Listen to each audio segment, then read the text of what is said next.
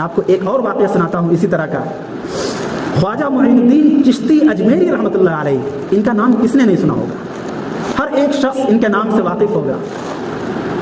اجمیر کے اندر آپ کی مزار ہے، لاکھوں زائرین ہر سال آپ کی مزار پر جاتے ہیں. وہ جا کر کے وہاں پر کیا کرتے ہیں میں اس سے بحث نہیں کرتا، لیکن بہرحال ان کی محبت ضرور ہے مسلمانوں کے دلوں کے اندر. مسلمان تو چھوڑ دیں، غیر مسلموں کے دلوں کے اندر بھی ان کی محبت ابھی تک موجود ہے. اور اس کا نتیجہ صرف اور صرف یہ ہے کہ وہ اللہ والے تھے، وہ اللہ سے محبت کرتے تھے، اللہ ان سے محبت کرتا تھا. اور حدیث کے اندر آتا ہے کہ جو بندہ اللہ کا محبوب بن جاتا ہے، جو بندہ اللہ کا مقرب بن جاتا ہے، اللہ تعالیٰ فرشتوں کے ذریعے سے، جبرائیل امین کے ذریعے سے اعلان کرواتے ہیں. وہ اعلان غیر محسوس طریقے سے کیا جاتا ہے، وہ کسی کو سنائی نہیں پڑتا، لیکن اس کے اثرات لوگوں کے دلوں میں پڑتے ہیں. اللہ کی طرف سے اعلان کیا ہوتا ہے کہ اے لوگو، فلاں ابن فلاں اللہ کا محبوب بندہ ہے، لہذا اے دنیا والو تم بھی اللہ کے اس محبوب بندے سے محبت کرنے والے بن جاؤ.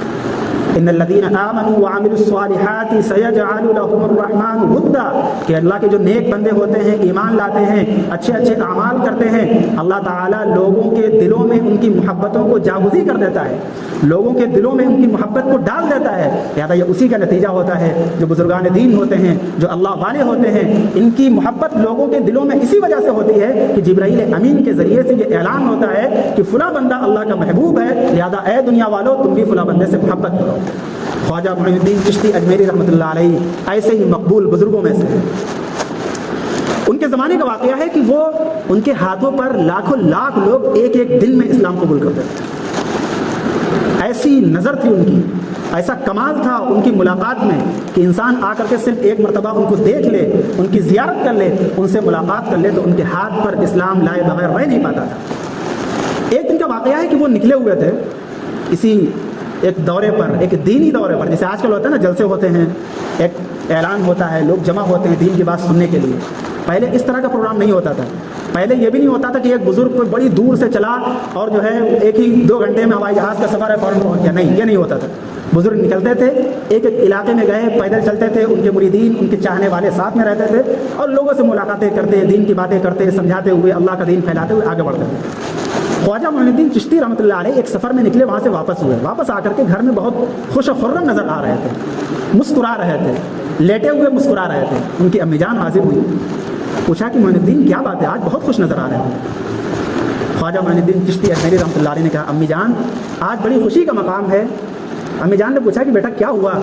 کہا کہ امی جان آج ہمارے ہاتھ پر تقریباً 1 لاکھ لوگوں نے اسلام قبول کیا ہے، لہٰذا اس نعمت عظمیٰ پر ہمیں خوشی ہو رہی ہے، اس خوشی پر ہماری مسکراہٹ نکل رہی ہے. امی جان نے کہا کہ بیٹا معین الدین اس میں تمہارا کوئی بھی رول نہیں ہے، اس میں تمہارا کوئی کردار نہیں ہے.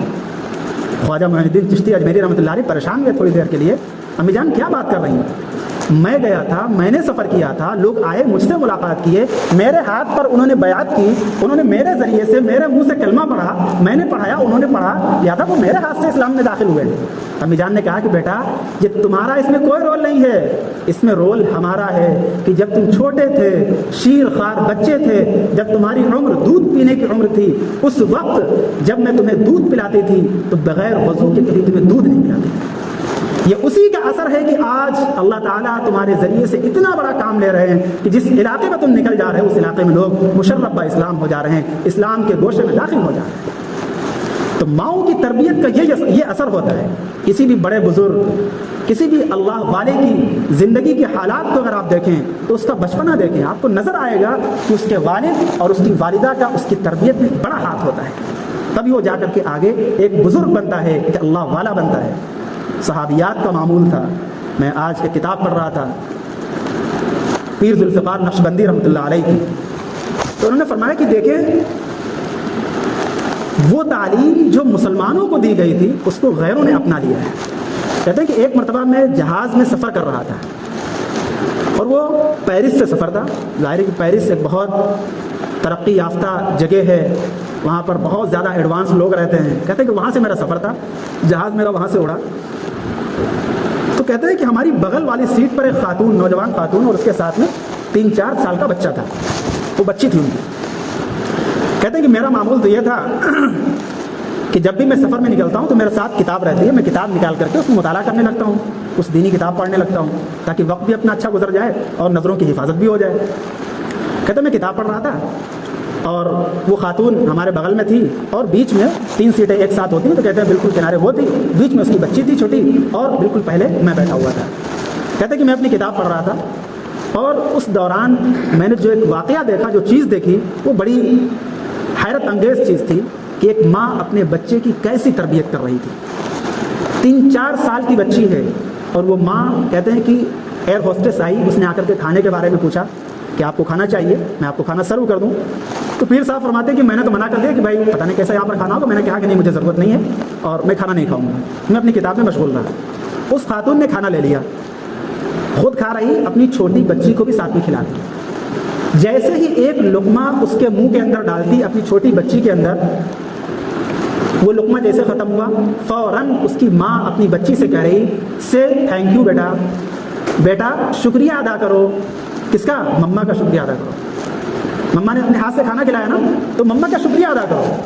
اور اس طرح سے 1 مرتبہ نہیں، 2 مرتبہ نہیں، 3 مرتبہ نہیں۔ کہتے ہیں کہ میں کتاب میں مشغول تھا لیکن میں اس کی تربیت کو ذرا دیکھ رہا تھا کہ اس نے جو ہے کھانا کھلانے کے دوران 36 مرتبہ 36 ٹائمز اپنی بچی سے تھینک یو کہلوایا، شکریہ کہلوایا۔ غیر مسلم خاتون ہے، اپنی بچی کی تربیت کا اس قدر خیال کر رہی ہے کہ بیٹا تمہیں میں نے کھانا کھلایا، لقمہ تمہارے منہ کے اندر ڈالا، لہذا تم شکریہ بولو۔ یہ صاحب کہتے ہیں کہ میں دیکھ کر کے دنگ رہ گیا کہ یہ تعلیم تو مسلمانوں کی تھی۔ اللہ نے ہمیں یہ سبق سکھایا ہے، لَإِن شَكَرْتُمْ لَأَزِيدَنَّكُمْ وَلَإِن كَفَرْتُمْ إِنَّ عَذَابِي لَشَدِيدٌ۔ اللہ نے فرمایا کہ تم اگر ہماری نعمتوں پر شکریہ ادا کرو گے میں تمہیں مزید دیتا رہوں گا، خوب دوں گا۔ وَلَئِن كَفَرْتُمْ إِنَّ عَذَابِي لَشَدِيدٌ، اور اگر تم نے نافرمانی کی، ہماری نعمتوں کا شکریہ ادا نہیں کیا، تو پھر سمجھ لو إِنَّ عَذَابِي لَشَدِيدٌ، بلا شبہ میرا عذاب بڑا سخت ہے۔ تو پیر صاحب کہتے ہیں کہ میں اس واقعے کو دیکھ کر کے دنگ رہ گیا کہ یہ تعلیمات تو مسلمانوں کی تھی اور غیروں نے اسے اپنا لیا ہے۔ فرماتے ہیں کہ اس بچی کی جب ایسی تربیت ہو رہی ہے، کیا بڑی ہو کر کے اگر کوئی اس کے ساتھ احسان کرے گا، کوئی اچھا معاملہ کرے گا، کیا وہ اس کا شکریہ ادا نہیں کرنے والی بنے گی؟ کیا وہ اپنے رب، اپنے مالک کا شکریہ ادا کرنے والی نہیں بنے گی؟ ضرور بھی ضرور بنے گی۔ تو یہ ماؤں کی تربیت کا اثر ہوتا ہے کہ جب وہ تربیت کرتی ہیں تو ان کی بچیاں، ان کے بچے ایک اچھے اور پکے اور سچے مسلمان بن کر کے سامنے آتے ہیں، اور ایک بہترین معاشرہ ان ماؤں کے ذریعے سے وجود میں آتا ہے۔ کہا جاتا ہے کہ ماں جو ہے یہ بچوں کے لیے پہلی درسگاہ ہوا کرتی ہے، پہلا مدرسہ ہوا کرتا ہے۔ اس پہلے مدرسے میں جیسی تعلیم بچوں کو دے دی جائے گی وہ سب سے مؤثر تعلیم ہے۔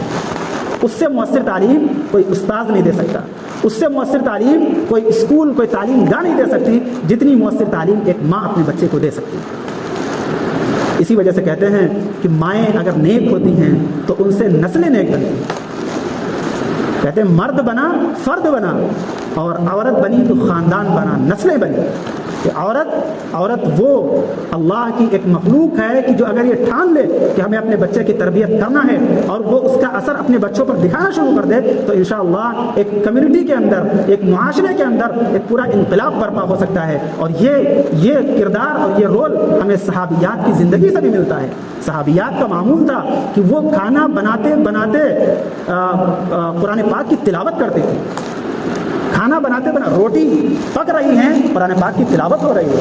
پھر ذوالفقار صاحب بھی فرماتے ہیں کہ ہم نے دیکھا کہ ایک جگہ ہم کھانے پہ حاضر ہوئے، معلوم ہوا کہ وہاں پر جس خاتون نے کھانا بنایا ہے، کھانے کے دوران اس نے 46 مرتبہ سورہ یاسین کی تلاوت کر لی۔ کہتے ہیں ہم نے اللہ کا شکر ادا کیا کہ اس زمانے میں بھی صحابیات کے واقعات تو ملتے ہیں ماشاءاللہ، لیکن اس زمانے میں بھی ایسی خواتین موجود ہیں الحمدللہ جو اللہ کا قرآن پڑھتے پڑھتے کھانا بناتی ہیں، جو اللہ کا کلام پڑھتے پڑھتے آٹا گوندتی ہیں، جو اللہ کے قرآن کی تلاوت کرتے کرتے سالن بناتی ہیں، جس کا نتیجہ یہ نکلتا ہے کہ اس برکات آتی ہیں اور وہ کھانا جو لوگ کھاتے ہیں ان کے اندر بھی نیکی کا اور نیکیوں کا مزاج پیدا ہوتا ہے، گھر کے بچے بھی نیک بنتے ہیں، اور گھر کے جو شوہر ہوتے ہیں جو اور دوسرے ممبر ہوتے ہیں وہ تمام کے تمام نیکی کی طرف مائل ہونے والے بن جاتے ہیں۔